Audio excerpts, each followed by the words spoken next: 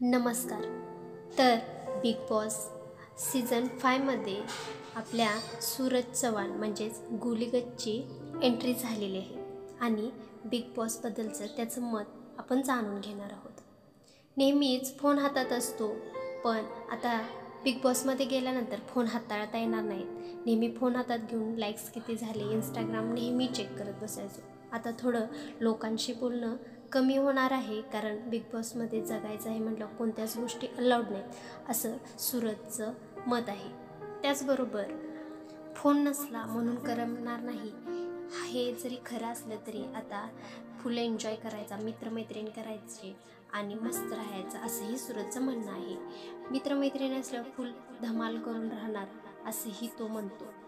मला स्वयंपाक वगैरे काही बनवता येत नाही, पण मित्रमैत्रिणी करून त्यांनाच म्हणणार बाई आता तुम्हीच स्वयंपाक करा किंवा तू स्वयंपाक कर असंही तो म्हणायला विसरत नाही.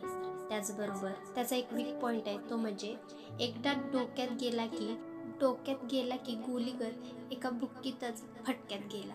हा त्याचा वीक पॉईंट आहे. थोडासा सायको आहे, पण ले बेकार आहे मी असंही म्हणायला सूरज विसरत नाही. बिग बॉसबद्दल सांगताना तो म्हणतो, मी बिग बॉस 1-2दा पाहिलेला आहे. मी नेहमी म्हणायचो हे आत्ता भांडतात, आत्ता चांगले होतात, नेमकं असं काय आहे? पण आता मला ह्या घरामध्ये राहून सर्वांना दावायचं आहे की कसं मी गोलीगत आहे.